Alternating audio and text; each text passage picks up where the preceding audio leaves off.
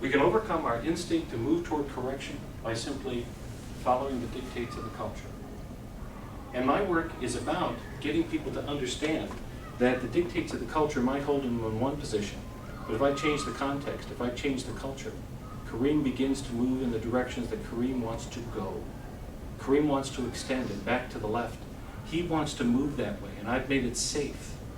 I have not coerced him in that direction. I've made it safe. He's shortening some tissues, some nervous tissue, and he's lengthening others. Blood flow is occurring in some places now where it hadn't previously occurred. And Kareem knows that I'm not moving him around. I'm following him around. Appreciate that, Kareem? Right away? Yeah. And not even do we get this movement, but we also get a warming in the system. Warming up somewhere when you move like that. The blood rises to the surface. I twist your finger. I reduce all the pain I want to, right? Now you know why. I've taken all the slack out of the nervous tissue that runs through the finger. And the nervous tissue is a complete web that is interconnected, top to bottom. I take all the slack out of the nervous tissue. The finger grows white and cold. You get a decrease in blood flow to the surface. And if I'm twisting your finger until it hurts, and then I say, what have I got to do to help you? What are you going to say to me? Go. Let go. Are you going to say, put a hot pack on it? Diathermy? Strengthen the finger? I think that's hilarious because this is what therapists do. It's what they do all the time. Why not just let the finger move back? And who's better at moving your finger correctly than you?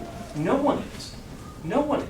And when I let go, you'll do that. And I mean, right now, nobody has to teach you how to do it. You aren't going to ask me to untwist your finger for you. You know how to untwist. You were born knowing how. You untwist your own finger, and it blushes. The blood rises to the surface. Twisting and untwisting look the same. One makes you cold and one makes you warm. Which one were you doing? The one that made you warm. You were untwisting. You see what I mean? My motion of Kareem? No. His own motion. I take the culture out of the way, and he begins to understand that he can move in the directions he wants to move instinctively in order to reduce the mechanical deformity in his own system. This motion is called ideomotion, idiomotoric activity. 1852, well referenced in your book, and I've been writing about idiomotor activity for quite a while.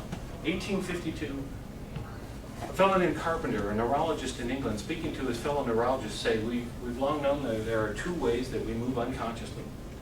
Excitomotor activity makes us breathe and swallow. We've studied it carefully. And sensory motor activity is the startle reaction in response to threat. Any child born without this is in big trouble.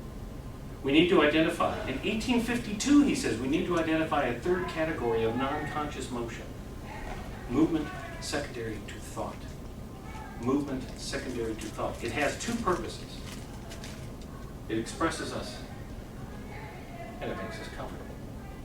It expresses us, and it makes us comfortable. Google idiomotor today. Hundreds of thousands of hits.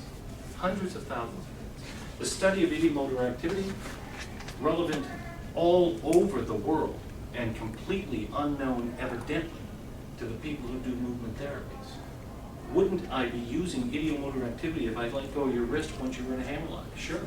Your own you're not going to leave nobody walks into your office saying, my arm's killing me, I don't know why. You never see this, okay? Because to the best of your ability, you will have reduced the mechanical deformation in your system just like shifted in your chair. But the culture stands in the way after a while. Now you can shift in your chair, but you're not allowed to stand up, not until he stops talking, you see? When you think this doesn't happen, think again. You have to be yourself, you have to be authentic, you have to move the way you want to. Kareem's gone back to behaving as he assumes is appropriate, but given the opportunity, he will immediately begin to behave in a fashion that reduces the mechanical deformation in the system. It's an entire category of motion that we have ignored as movement therapists. And it is, in fact, like Tom Hanks on the island, a creative act. It is a creative act. It's the end result of context and his having a conversation with himself. It's a creative act. It's unique to Kareem. I don't tell him which way to go. He tells himself. And I'm giving him permission. I let go. The permission is gone. Can you give yourself permission to move like that? Yeah, that ain't it.